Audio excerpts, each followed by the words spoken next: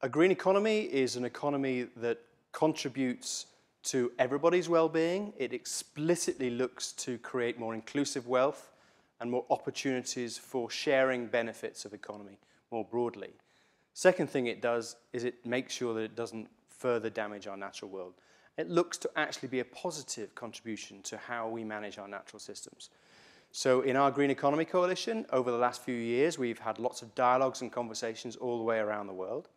And we've come up with 5 themes that define a green economy. You measure it differently, so it explicitly looks at how you deliver social and environmental benefit, and also builds resilience and innovation. You finance it differently, so you look at taxation and subsidy and investment, both private and public. You look at key sectors, so you look at food, housing, transport, energy, infrastructure, cities. How do we actually create those sectors so that they offer more social value, create less environmental impact, but also generate decent jobs and decent work for people, inclusively offer new economic opportunities? Then we explicitly look at what does this mean for people.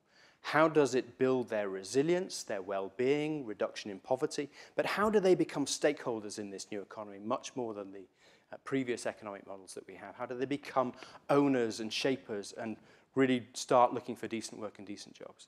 The final thing is, what does it do for natural systems? How does the new relationship between the economy manifest itself in how it values the natural world, how it looks after, how it invests, how it creates jobs in the protection of it? So those are the 5 themes that we see that green economy really must address and have solid action for.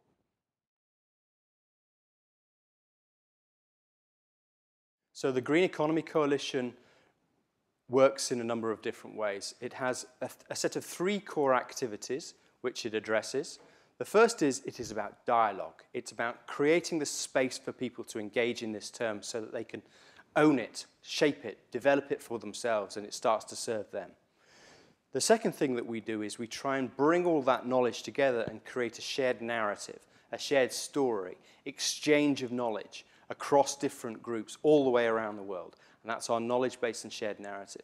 And the third thing that we do is we try and create collaborative projects for the enabling conditions. So again, those enabling conditions are on our 5 themes, on measurement, on finance, on sectors, on people, and on natural systems.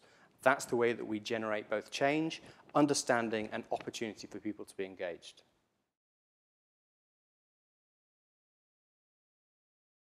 Really interestingly, when you start to look at the big change leadership organizations and networks on green economy, you see the Global Green Growth Forum, which is creating a lot of connection for businesses. You see the Global Green Growth Institute, which is really starting to drive a policy base. And you see PAGE, Partnership Action for Green Economy, the UN approach, really trying to support countries through this transition. Our area is we are the civil society leader on green economy. So we're the network that really tries to bring the civil society, the excluded voice, into this conversation. Inclusive economies really make sure that they're explicitly addressing the concerns and challenges and opportunities for civil society. So we think that green economy cannot become effective unless it is a partnership, an equal partnership between policy, business, and civil society. And so we represent that civil society space. I think the biggest challenge that we face going forward is really making sure that civil society are adequately engaged and involved and at the table. We can start coming up with, governments can start to show leadership on policies, or businesses can start to show leadership on different business models and different opportunities. But that creates a societal demand, a societal support. And I think that's the single most biggest challenge that we face. And it's particularly pertinent because predominantly what we see is people working at the policy space and the business space.